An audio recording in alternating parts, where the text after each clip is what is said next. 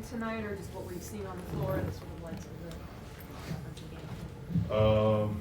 I think, just continue to get games under my belt. Again, I thought the first couple of games, which I still am, just trying to get feedback under me, get the win there.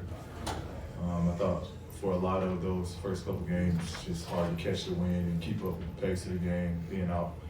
And so, tonight, I felt my wind was coming back a little more. I was a little more energetic. My legs were a little more into the shots, which allowed me to kind of get in the rhythm. How did your eye feel after getting poked?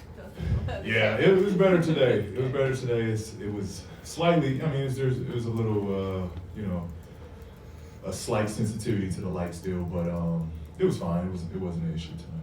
When you say that you've, feel your feet under you more today, has that been a steady progression each game, or has today been like a notable difference? It's been a steady progression. I feel like it's getting better and better.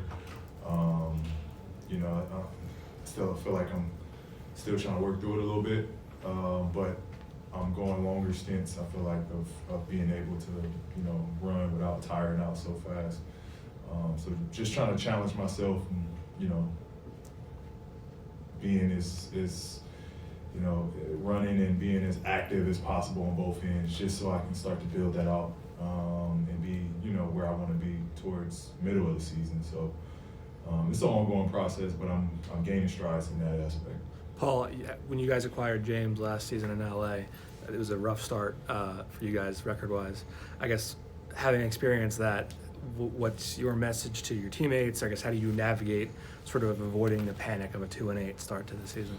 Yeah, I saw some statistic that the teams that kind of start off bad like this tend to play well and have a great stretch and kind of turn their season around late into the season. So not to, be leaning on that, but,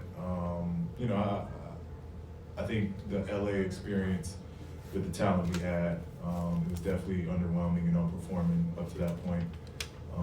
But season's long. I do think once we get all of our pieces together, we will start making, strides in the right direction, and we'll start to get some consistency, and the chemistry will continue to take off. But right now, Joel's first game back, Tyrese is still out, so we've yet to see this team complete. And those are big pieces for us. And so we're all trying to do maybe a little more than we're supposed to be doing, which is okay because we're trying to fill in big voids and big gaps. But once we're full strength, I think that's when we can kind of judge how we are. Were there moments tonight when you could kind of like, even though Joel's limited and the rotation's kind of still janky a little bit, like, okay, this is how it's going to work, and this is what it's going to be like? Yeah. You just see again how much he demands eyes and attention on him. And for me, it was a lot of it was just kind of learning, and I'm in isolation on some moments, and then he's posting up, so it's like he's a force out there, and so you gotta find him, you gotta see him, because he just got a mismatch. Nobody can really guard him, and if they can, it's gonna be a rough day for them down there. But again, just the level of two guys on them, the rotations they have to double. Kind of similar how my time in LA was with Kawhi. Kawhi kind of demands that same attention at the blocks, but he just opens the floor up so much. So it was a lot for me to take away from this game on how I can free myself up even more, and how I can try to help him get into a rhythm and free himself up even more. I think it was the first play of the game that he went backdoor on the baseline or something. Mm-hmm. And he was. I guess that's kind of an example of what you're talking about. Yeah. He's as great of a shooter and scorer he is. He's a willing and great passer as well. So just being live at any moment, I think is a huge threat. And what about the complementary pieces? Caleb's, the Jarrett's now, I guess. It seems like you have some of those pieces to fit around you guys and slot in there. Yeah. You go down the line from KO, Caleb, Jarrett, Yabo, I mean, we really have some depth. Again, I think it's just, we got to get full strength so everybody kind of knows their part and how to play their role. And so everything, the chips can kind of fall where they fall. And, from that point on, we can kind of build as a team. But I love all the pieces we have. We have depth. We got a deep roster over here. We just got to, start to put it in play. A lot has been made about you guys and managing back-to-back situations this season, and obviously Joel is part of that, but you were mentioned as part of that too.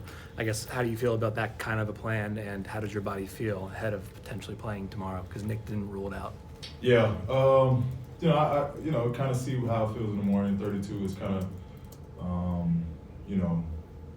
especially getting back, just trying to look at all the things. Hopefully I feel really good in the morning, and kind of just see where it goes from there. Paul, you have been a franchise player on a franchise team. You know what the pressure is of that. What do you think Joel's kind of dealing with as he ramps back up to get back on the court? Because you want to get it back out there, you want to be there for your teammates, but it may take some time.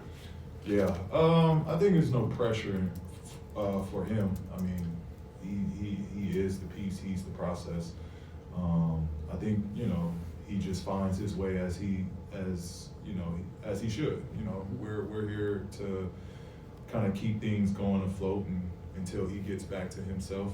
But I don't think there's any pressure for him to do anything extra.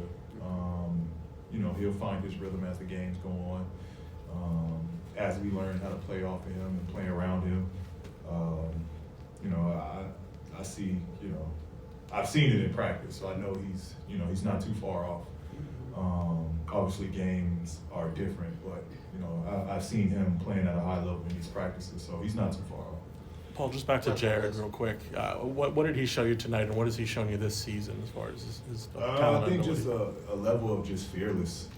He's relentless. He's confident. You don't see a lot of these qualities in rookies that come in and are just ready. It's impressive. He gives a ton of energy on both ends. He plays extremely hard. He's willing to do dirty work, stick his nose in there. He's trying to keep possessions alive. He's shooting when he's open. He's attacking. I mean, he's doing everything that you can ask. And he's, to be honest, has been, a light in all of this, coming off the bench and giving us a spark. So, it's great, especially I know for Nate to have someone so young just be reliable in that aspect. Thanks, Paul. Thanks, Paul. Appreciate it.